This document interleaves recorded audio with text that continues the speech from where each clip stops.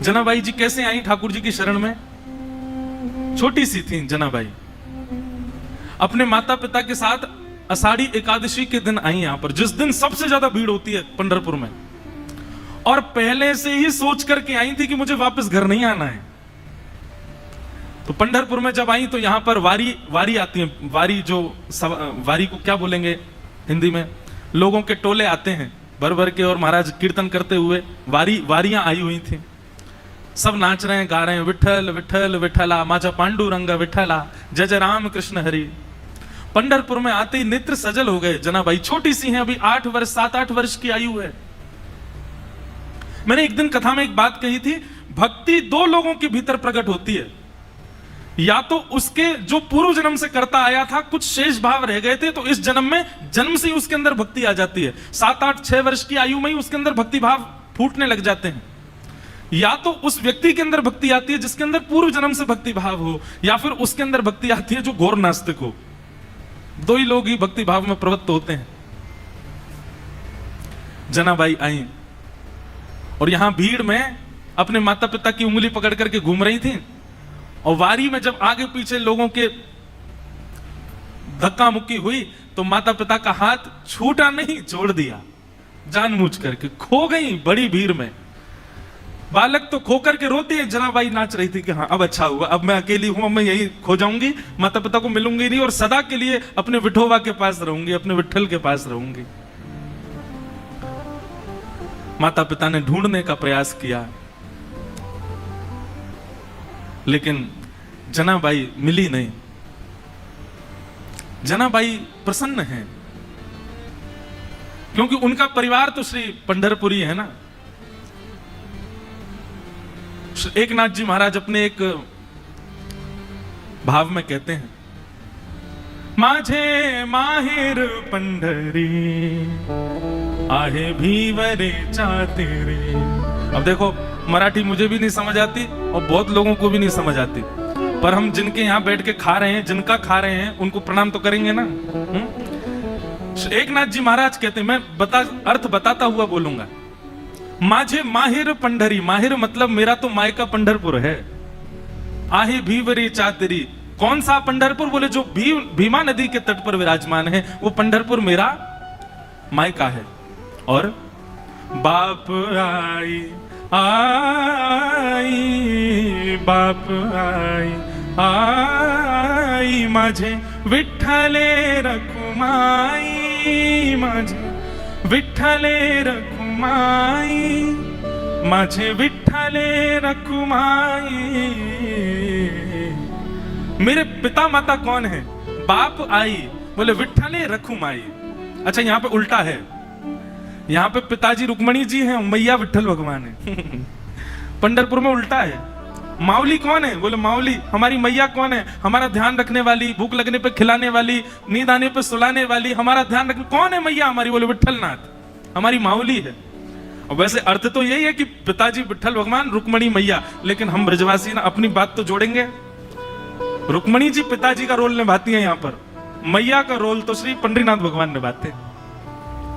बाप आई आई माझे विठ्ठले रखुमाई, माझे विठ्ठले रखुमाई, माहे माहिर पंढरी, माझे माहिर पंढरी आहे भीवरे चातेरे। माझी बहीण चंद्रभागा, माझी बहन चंद्रभागा। जो गाएगा उसकी बात सिद्ध होगी। अब मैं कह रहा हूं कि मेरे माता पिता विठ्ठल रखुमाई है, तो मेरी बात सिद्ध हो रही है। आप चुपचाप बैठ के सुन रहे हो तो आपकी बात सिद्ध नहीं होगी। गाओ मेरे पीछे, माझी बहन चंद्रभागा, माझी बहन चंद्रभागा, करत से पाप भंग, करत से पाप भंग, माझी बहन चंद्रभागा, माझी बहन चंद्र। हमारी बहन कौन है? माता पिता तो विठ्ठल रखुमाई है, और बहन हमारी कौन है? श्री चंद्रभागा, ये हमारी बहन है। इस बार पंढरपुर में संबंध बना जाओ ताकि बार बार विठ्ठल भगवान बुलाते रहें। बिना संबंध बनाए चले गए। सुनो एक बात हमारी, ये भक्ति भाव के संबंध दुनिया में बनाओ, पर ये पारिवारिक संबंध तो पंढरपुर में बना के जाओ। ठाकुर जी से कह देना, मैया हम जा रहे हैं, अपने अपने काम पे जा रहे हैं, पैसा कमाने जा रहे हैं, बढ़िया अपना व्यापार बड़ा करने जा रहे हैं। और जब पैसा बहुत कमा लेता है बेटा तो माँ खुश होती है ना, हे पंडरीनाथ आप खुश हो जाना। और आप अपनी खुशी कैसे बताना, हमको पंढरपुर बुला के बता देना कि आप बहुत खुश हो। यही भाव चल रहा है जनाबाई के चित्त में। माता पिता बिछुड़ गए, मेला में छूट गए पीछे, लेकिन जनाबाई इस बात से दुखी नहीं है। बोले क्यों?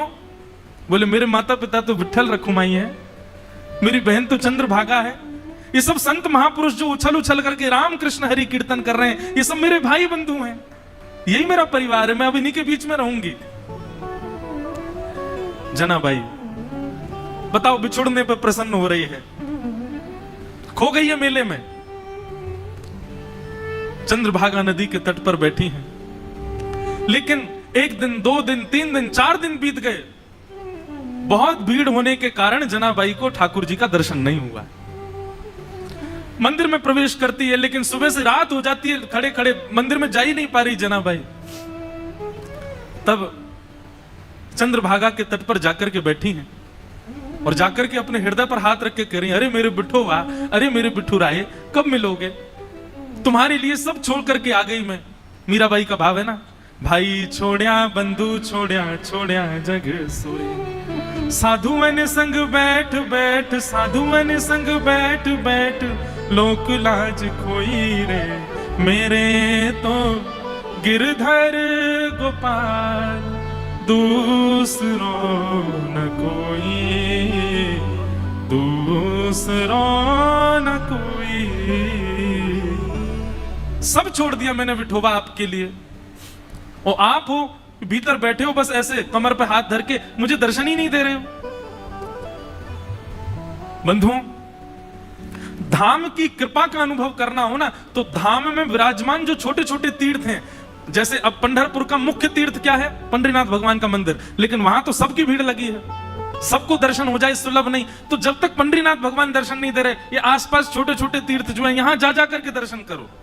चंद्रभागा जी से प्रणाम करो, गोपालपुर में जाकर के प्रणाम करो, और बाहर पंडरीनाथ भगवान के मंदिर के सामने नीचे चंद्रभागा जी के तट पर पुंडलीक का स्थान है, वहां प्रणाम करो। ये विष्णुपदी जाकर के प्रणाम करो।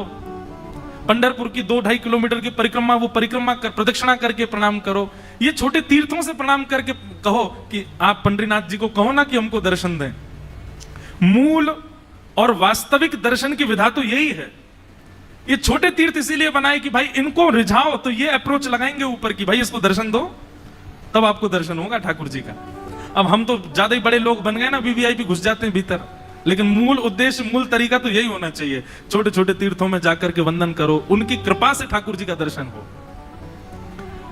हमारे वृंदावन में श्री यमुना जी से प्रार्थना करो, ब्रजवासियों से प्रार्थना करो, रज से प्रार्थना करो, तब बिहारी जी का दर्शन होगा।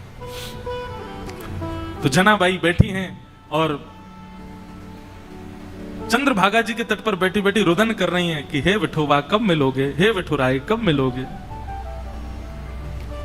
तभी उनके रुदन के स्वर को एक महापुरुष ने सुना, बहुत ध्यान से सुनो। और वो महापुरुष कौन है? श्री नामदेव जी के पिताजी। उन्होंने जब सुना तो कहा, लाली हम तुझे दर्शन कराएंगे, जब तक तू चल हमारे घर ही चल, वहां रह के कुछ खान पान करना, भोजन इत्यादि कर लेना, अच्छा सुख मिलेगा। जनाबाई उनके साथ चली गई घर। वहां पर नामदेव जी महाराज और बड़े बड़े कीर्तनकार कीर्तन कर रहे थे। कीर्तन में बढ़िया मृदंग बज रही है, कांसे बज रहे हैं, बालक सब वारकरी बालक जैसे कीर्तन करते हैं। अब ये सोचो कि नामदेव जी महाराज आदि के समय पर कीर्तन जो होता था उसकी एक बिंदु है ये, वो कीर्तन कैसा रहता होगा। एक जगह वर्णन आता है प्रसंग में, एक बार नामदेव जी का कीर्तन चल रहा था, तो कीर्तन की ध्वनि पंडरीनाथ भगवान को सुनाई देने लगी। तो पंडरीनाथ भगवान रुक्मणी जी से बोले सुनो मेरा मन नहीं लग रहा अब यहां पर। रुक्मणी जी बोली क्या करना है? बोले मैं जा रहा हूं कीर्तन में। बोले इतने लोग जो दर्शन के लिए आ रहे हैं ये? बोले अब इनको आप संभाल लो, लेकिन मुझे बहुत जोर से मन कर रहा है कीर्तन में जाने का, मुझसे रुका ही नहीं जा रहा, मैं जा रहा हूं नामदेव जी के कीर्तन में। रुक्मणी जी बोली आप जाइए, मुझे उसकी कोई परवाह नहीं, उसके लिए मना नहीं। लेकिन आप एक चीज देखिए, नामदेव जी नेत्र बंद करके गा रहे होंगे, वैष्णव उछल उछल करके नृत्य कर रहे होंगे। आप जैसे ही जाओगे पूरी जनता आपके पीछे पड़ जाएगी, कीर्तन में भंग हो जाएगा, आप जाकर के वहां कीर्तन में विक्षेप डाल दोगे।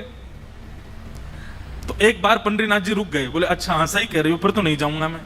लेकिन जैसे ही नामदेव जी के ऊंचे ऊंचे स्वर सुनाई दें, विठल भगवान खड़े खड़े के, मुझसे रुका ही नहीं जा रहा, अब जो होगा देख लूंगा, मैं कोने में खड़ा हो जाऊंगा, लेकिन मुझको जाने दो। रुक्मणी जी बोली जाओ। सोचो, विचार करो, भक्तों के स्वर के लिए ठाकुर जी त्रिलोकीनाथ उतावले हो रहे हैं। ठाकुर जी तुरंत कमर पर हाथ धरे, ऐसे ही दौड़े। अच्छा, कभी कभी एक मन में भाव आ रहा था कि श्री पंडरीनाथ भगवान सारे काम ऐसे ही करते हैं क्या? यहाँ पे दौड़ते भी ऐसे ही होंगे, सोते भी ऐसे ही होंगे, बैठते भी ऐसे ही होंगे, खाते तो होंगे ही नहीं दूसरों से कि तुम खिलाओ, हमारे तो हाथ यूं हैं। पंडरीनाथ भगवान पीतांबरी पहने, गले में सुंदर माला है और ये मुकुट धारण किए, मत्स्याकृत मछली के आकार के कुंडल, और दौड़ रहे हैं नामदेव जी के कीर्तन की ओर। असंख्य भीड़ लगी है। ठाकुर जी ने सोचा कहीं विघ्न ना आ जाए, तो बाहर खड़े हो गए, और जहां से केवल नामदेव जी की झलक दिख रही है, कीर्तन हो रहा है, सब नाच रहे हैं, वहीं से ठाकुर जी देख रहे हैं और देख करके वहीं झूम रहे हैं। इतना आनंद ठाकुर जी को आ रहा है। लेकिन झूमते झूमते झूमते झूमते ठाकुर जी को सुध बुध नहीं रही, और ठाकुर जी तो कोने से भीड़ में आ गए।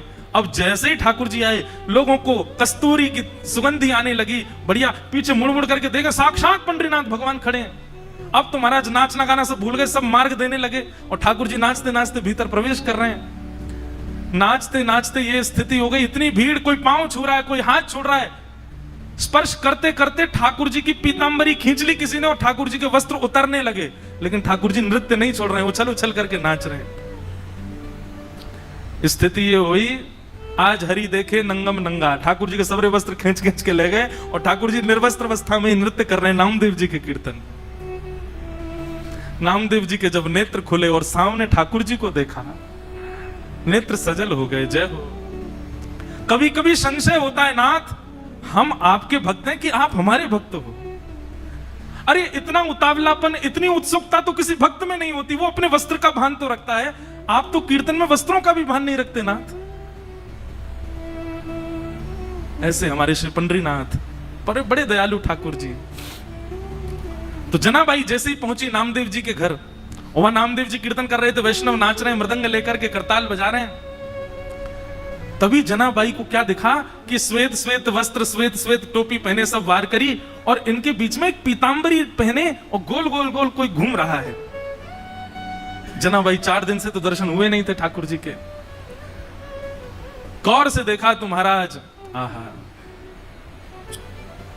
सुंदर ते ध्यान उभे विटेवरी, सुंदर ते ध्यान उभे विटेवरी, सुंदर ते।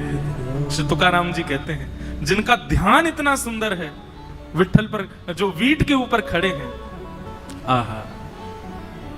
जैसे ही दर्शन किया जनाबाई के, तो रोम रोम प्रफुल्लित हो गए, आनंदित हो गए। आहा, साक्षात पंडरीनाथ भगवान नृत्य करने हैं नामदेव जी के कीर्तन में।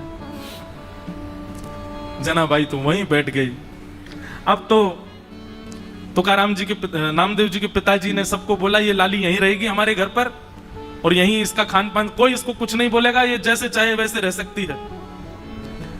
जनाबाई छोटी सी हैं, पूरे दिन केवल उनको एक ही प्रतीक्षा रहती थी, कब कीर्तन हो, कब विठल आएंगे, मैं उनका दर्शन करूंगी। और किसी को दर्शन नहीं होते, जनाबाई को होते थे।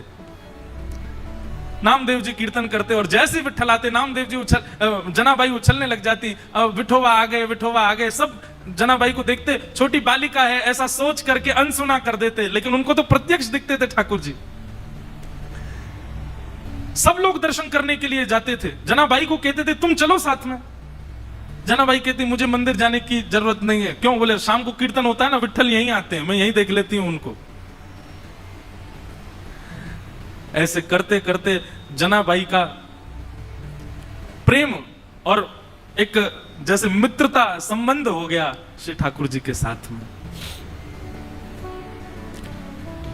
पूरे दिन सेवा करती, और सेवा करने के बाद शाम को बैठ करके ठाकुर जी का चिंतन करती, ठाकुर जी के लिए प्रसाद क्या बनाना है, क्या सिद्ध करना है, ये सब विचार करती जनाबाई। ठाकुर जी इतने भाव से बुलाते ठाकुर जी को, ठाकुर जी आते थे उनके पास। एक दिन की बात, नामदेव जी ने ऐसा सुंदर कीर्तन किया कि ठाकुर जी और दिन से ज्यादा अधिक नृत्य किए उस दिन। इतना नृत्य किया कि जनाबाई जैसे ही कीर्तन पूर्ण हुआ, जनाबाई रोने लगी। कोने में बैठे बैठी रो रही थी। सब लोग सोचने लगे क्या हो गया, पता नहीं छोटी सी बालिका रो रही है। नामदेव जी के पिताजी ने जाकर के कहा, बोले हे जनाबाई तुम रो क्यों रही हो? जनाबाई कहती हैं, आज कीर्तन इतना सुंदर हुआ। बोले सुंदर कीर्तन में रोया जाता है? बोले नहीं, मैं इसलिए नहीं रो रही, आज कीर्तन इतना सुंदर हुआ कि पंडरीनाथ आए, विठोबा आए और इतना नृत्य किया, मुझे तो मन में पीड़ा हो रही है। वो पूरे दिन खड़े रहते हैं, इतना नृत्य करके गए, कहीं उनके पांव दर्द तो नहीं कर रहे होंगे, कोई उनके पांव दबा रहा होगा कि नहीं? मुझे तो उस बात की बड़ी पीड़ा होती है। आप नामदेव जी से कह देना वो इतना ज्यादा अच्छा कीर्तन ना किया करें, सामान्य कीर्तन किया करें। वो अच्छा कीर्तन करते हैं तो श्री ठाकुर जी उसमें बहुत नाचते हैं, उनको कहीं पीड़ा ना होती हो चरणों में। बंधुओं, ये सब भाव ठाकुर जी आपके जब से प्रसन्न होते हैं तब से प्रसन्न होते हैं, नियमों से प्रसन्न होते हैं, आपकी विचारधारा भावनाओं सबसे प्रसन्न होते हैं। पर जब ऐसी भावनात्मक बुद्धि आपकी हो जाती है, आप छोटे छोटे भावों में भी चिंतन करने लगते हो, तब ठाकुर जी अति प्रसन्न होते हैं। हमारे गोवर्धन के श्री पंडित गया प्रसाद जी महाराज, अभी की बात 20-25 वर्ष पहले, गिरिराज जी में झाड़ू लगाते थे। कोई कहता बाबा तुम पूरी गिरिराज जी में झाड़ू काहे को लगाओ?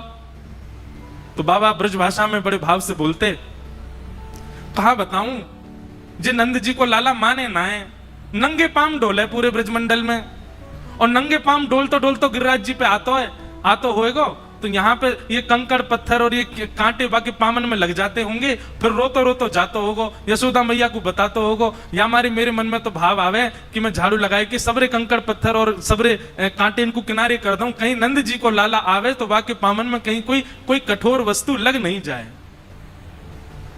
और ये बात कहते कहते रोने लग जाते थे। ऐसे भाव।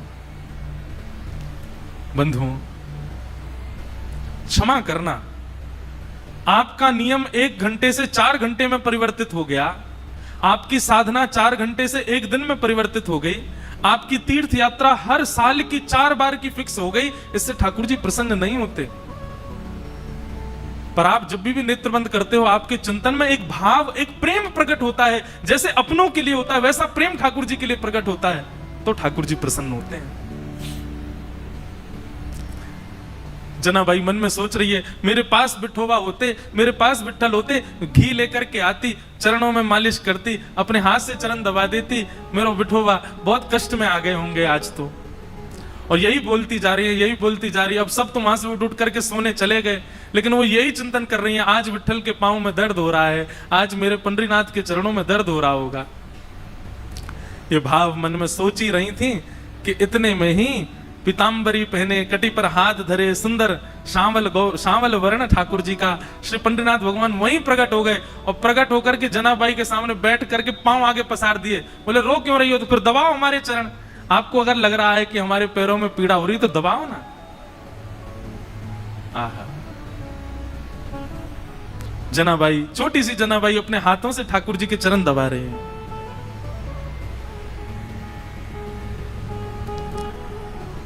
चरण दबाती जा रही हैं और मुखमंडल के रूप को देखती जा रही हैं, कैसा स्वरूप है श्री ठाकुर जी का। अब छोटी सी बालिका, और क्या कोई वेद मंत्र तो आते नहीं उनको, कोई शास्त्रों की बात तो आती नहीं, ठाकुर जी से पूछे। पैर दबाते दबाते जनाबाई पूछ रही है, भोजन किया आपने? ठाकुर जी बोले हाँ किया। तो क्या पाया? बता दिया जो भी बनता है, अब मंदिर में जो भी बनता, मुझे तो पता नहीं क्या बनाते हैं, मंदिर में जो भी बनता ठाकुर जी बताए। बोले इसकी सब्जी बनी थी, जे चावल बने थे, रोटी बनी थी, और पूरन पोली बनी थी, और यही बनती महाराष्ट्र में। और क्या बनता है? पूरन पोली है। और क्या बनता है? अब हमको कोई बना के खिला ही नहीं रहा तो हमको पता कैसे चले? हम तो अपने महाराज संग लेके आए, बेचारे वो रोज दाल चावल रोटी सब्जी बना देते, वही पा ले रहे हैं। ठाकुर जी ने बताया, बोले पूरन पोली बनी, ये सब्जी बनी, चावल बने, ये सब पाया मैंने। जनाबाई पैर दबाते दबाते, अच्छा कल क्या पाया था? ठाकुर जी बोले यही पाया था। बोले जो आज पाया वही कल पाया? बोले हाँ यही पाया था। अच्छा तो परसों क्या पाया? ठाकुर जी बोले परसों भी यही पाया था। और 4 दिन पहले क्या पाया था? ठाकुर जी बोले यही बनता है, ये लोग मुझको यही देते हैं और कुछ नहीं देते, इनका फिक्स है, ये वही बनाते हैं वही खिलाते हैं मेरे को। इनका मंदिरों में नियम थोड़ी बदलता है, जो सब्जी है, जो दाल है, जो वही बनता है, रोज वही खिलाते ठाकुर जी को। जनाबाई बोली आप रोज रोज एक ही भाव खाते हो, मन नहीं भरता आपका? ठाकुर जी बोले भरता तो है, पर ठीक है कोई बात नहीं, भाव से बनाते हैं तो पाता हूं। जनाबाई बोली मैं कुछ नया बना के पवाऊं तो? ठाकुर जी बोले तुम बनाओगी? बोले अभी बना के लाऊं, आप बस बैठो मैं लेके आती हूं। जनाबाई रात में ही गई महाराज, सुंदर रसोई सिद्ध करी, सुंदर नए नए पकवान बनाए, नई नई सामग्री बनाई और सामग्री बना के थाल में सजा। आधी रात सब सोए हैं पंढरपुर में, और वहां गोपालपुर के ऊपर के स्थान आज हम गए थे तो वहीं के चिंतन आ रहा है, वहां ठाकुर जी बैठे हैं, ठंडी ठंडी हवा चल रही है और जनाबाई ने लाके थाली सामने रख दी, ठाकुर जी को कहा पाओ। ठाकुर जी पा रहे हैं प्रेम से, वो बड़ा सिर हिला हिला करके चटकारे मार मार करके पा रहे हैं। बोले आहा आज तो नया नया भोजन मिला है। हाँ जनाबाई तेने तो आज आनंद कर दिया, इतना सुंदर भोजन बनाया। बीच बीच में ठाकुर जी इतनी जल्दी खाते हैं कि अपने वस्त्रों पर गिरा देते हैं। तो जनाबाई कहती है अरे आराम से खाओ, कहां जाना है? बोले तुमको क्या पता, अभी 3:30 बजे मंगला आरती होनी है, मुझे पहुंचना है अभी वहां पर। ठाकुर जी प्रेम से पा रहे हैं। बीच बीच में जनाबाई का इच्छा होती, मन होती है कि मैं खिला दूं एक ग्रास, लेकिन अभी भय लग रहा है मन में कि कहीं मैंने कहीं हाथ बढ़ा दिया तो कहीं ठाकुर जी नाराज तो नहीं हो जाएंगे। ठाकुर जी ने प्रसाद पाया, बोले जनाबाई कल फिर आऊंगा, बढ़िया बना के रखना, कुछ अच्छा फिर पाऊंगा कल, अभी जाता हूं, हाँ मंगला की समय हो गई। ठाकुर जी दौड़े आए, सीधे महाराज घंटे घड़ियाल बजने लगे और मंगला आरती शुरू। 3:30-4 बजे से ठाकुर जी का अभिषेक होने लगा। 1 दिन 2 दिन 3 दिन 4 दिन 5 दिन बीत गए। रोज ठाकुर जी रात में चले जाते हैं और प्रसाद पाके आते हैं। रुक्मणी जी आई एक दिन मंदिर में और यहां बस शयन की तैयारी हो रही थी। रुक्मणी जी आकर के बोली, वो भी ऐसी खड़ी हैं, ऐसी बोली होंगी, कहां जाते हो आप रात को? ये इतनी रात को कहां जाते हो आप, सही सही बताना। ठाकुर जी बोले गोपालपुर जाता हूं, वहां पे एक मेरी भक्त है जनाबाई, ये मंदिर में तो रोज एक सही बना देते हैं, वहां पे बड़ा नया नया बनाती है, वो खाने में बहुत सुख मिलता है, वहां जाता हूं भोजन करने। रुक्मणी जी बोली अच्छा इतना अच्छा भोजन बनता है कि रोज जाते हो? बोला हाँ वो बड़े भाव से बनाती है। रुक्मणी जी बोली हमको भी ले चलो, हमको भी खिला लाओ। ठाकुर जी बोले लेके चलूंगा लेकिन खिलाऊंगा नहीं, खाऊंगा तो अकेला मैं। वो छोटी सी है, छोटे छोटे उसके हाथ हैं, वो छोटे छोटे हाथ से थोड़ी सी दाल बनाती है, थोड़ी सी सब्जी बनाती है, एक ही पूरन पूली बना पाती है बेचारी। और तुम चलोगी तुम्हारा भी पेट मेरा भी पेट, उसको बहुत श्रम हो जाएगा, उसको इतना नहीं बनवाना भोजन। चलो साथ में लेकिन दूर खड़ी रहना, देखती रहना, और बीच में भी मत आना, वो सहजता उसकी खत्म हो जाएगी, वो तुमको देख के फिर बनावटी बात करेगी। रुक्मणी जी बोली ले चलो, कुछ खिलाना नहीं, नहीं आऊंगी बीच में, लेकिन ले तो चलो, मैं भी तो देखूं ऐसा क्या, ऐसा उसका क्या भाग्य कि पंडरीनाथ रात में जाते हैं। रुक्मणी जी गई हैं, दूर खड़ी देख रही हैं, जनाबाई थाल लेकर के आई है। ठाकुर जी प्रेम से पा रहे हैं। ठाकुर जी पाते, आज ही जनाबाई के मन में आया, बोले आज तो मैं अपने हाथ से खिला के मानूंगी, रोज तो ये मैं डर के मारे नहीं खिला पाती। ठाकुर जी जिम रहे थे बढ़िया प्रेम से, और चटकारे अपनी उंगलियां चाट चाट करके, बढ़िया आहा बहुत अच्छा बना है। दूर खड़ी रुक्मणी जी के नेत्र सजल हो रहे हैं, ये सौभाग्य तो मुझे भी नहीं मिला कभी, जैसा सौभाग्य जनाबाई को दे रहे हैं। बीच में जनाबाई के मन में भाव आया आज तो मुझे खिलाना ही है, तभी एक सामग्री उठाकर जनाबाई कहती बिठोबा ये तो पाओ, और ऐसे खाने में तल्लीन थे ठाकुर जी। ठाकुर जी ने भी विचार नहीं किया, ठाकुर जी ने भी मुख खोल दिया, हाँ खिलाओ। और जनाबाई ने जैसे ही अपना मुख अपने हस्त कमल से सामग्री ठाकुर जी के मुख में दी है, जनाबाई का हाथ वहीं रुक गया, ठाकुर जी का मुख वहीं रुक गया, दोनों के नेत्र सजल। और दूर खड़ी रुक्मणी जी भी कह रहे हैं धन्य है जनाबाई, धन्य है, इनका सौभाग्य देखो, ठाकुर जी साक्षात इनके हाथों से पा रहे हैं। ऐसा भाव। रुक्मणी जी नतमस्तक हो गई, मन में विचार करने लगी कि मैं भी जनाबाई से मित्रता कर लूं, तो इनके बहाने मुझे भी ये सुख मिल जाया करेगा। जो सुख लक्ष्मी जी को भी नहीं है वो जनाबाई को दे रहे हैं ठाकुर जी। ठाकुर जी नित्य जाते हैं, रात भर जनाबाई के पास रहते हैं और कुछ नहीं करते। जनाबाई अपना काम करती रहती है, ठाकुर जी बैठे बैठे देखते रहते हैं। बंधुओं, भक्ति जब अपनी स्थिति में आएगी, जैसे मैंने आज प्रारंभ में कहा ना, एक माइलस्टोन, एक बात याद रखिएगा, आपका नाम जब, आपकी साधना, आपका कथा श्रवण, आपका नित्य भगवत स्मरण, उसमें एक बहुत विशेष माइलस्टोन जो आएगा वो ये कि एक दिन आप अपने भावों को शब्द में परिवर्तित करके गाने लग जाओगे। माफ कीजिएगा, क्षमा कीजिएगा, लेकिन अभी भक्ति में गायन प्रारंभ नहीं हुआ, भक्ति में लिखना प्रारंभ नहीं हुआ, भक्ति में शब्दों में पिरो करके उन भावों को पदावली के रूप में करने का प्रारंभ नहीं हुआ, तो अभी आप उस माइलस्टोन पर पहुंच नहीं पाए हो। बात समझ रहे हैं ना मेरी? आपके भक्ति भाव शब्द में परिवर्तित होने लग जाएं, आपका मन हो मैं लिखूं, मैं गाऊं, मैं सुनाऊं, तब समझो कि हाँ अब एक सीमा पर आप पहुंच गए हो, ठाकुर जी के समीप बस पहुंचने ही वाले हो। हम एक बात कथा में कहते हैं, जिसने भी पाया गा करके ही पाया, बिना गाए किसी ने नहीं पाया।